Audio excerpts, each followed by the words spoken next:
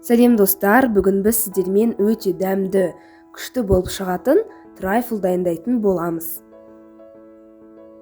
Бізге керекті ингредиенттер: жұмыртқа, разрыхлитель, ұн, шекер, ыстық су, яғни кипяток, сұйық май және какао.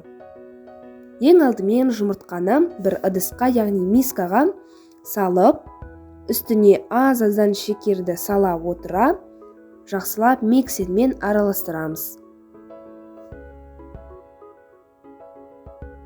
Шекерді бірден сала салуға болмайды барлығын, себебі біздің жұмыртқа дұрыс көтерілмей қалады. Міне, осылай көтерілу керек. Енді бұны шетке қойып, бір ыдысқа ыстық суды құямыз.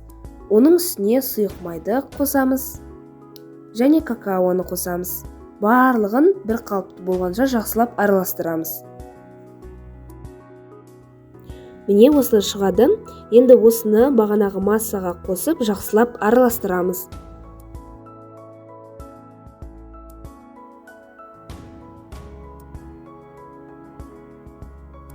Содан соң ұнға разрыхлительді қосып, оны да жақсылап араластырып, аз-аздан массаға саламыз.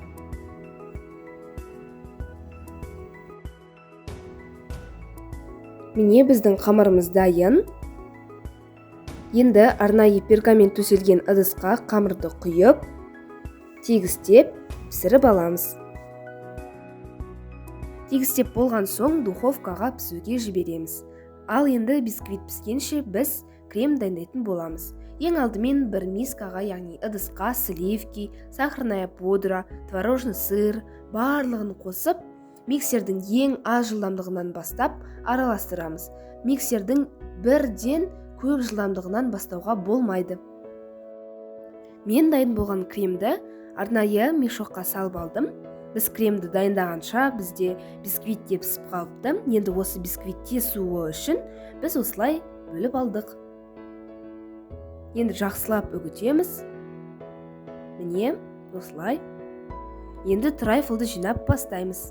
Мен осындай стакан қолданамын, сіздер пластмасс стакан немесе кез келген стаканды қолдануларыңызға болады. Осы стаканның түбіне кремді жағып шығамыз. Содан соң бір-екі қасықтан осылай бисквитті салып шығамыз. Содан соң крем, ал енді банан қосып жібереміз. Сіздер қоспасаңыздар да болады, немесе тағы да басқа да жеміс-жидектер қосуларыңызға болады. Содан соң қайтадан крем, бисквит, осылай кезек-кезек сала бересіздер. Ең соңына бисквит және бетіне крем.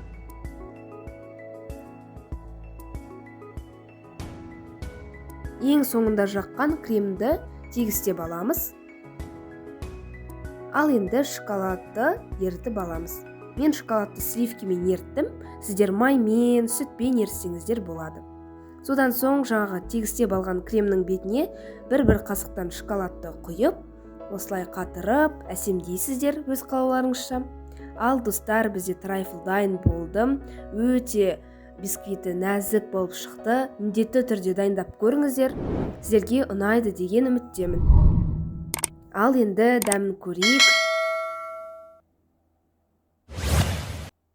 Өте дәмді шыққан достар, міндетті түрде дайындаңыздар.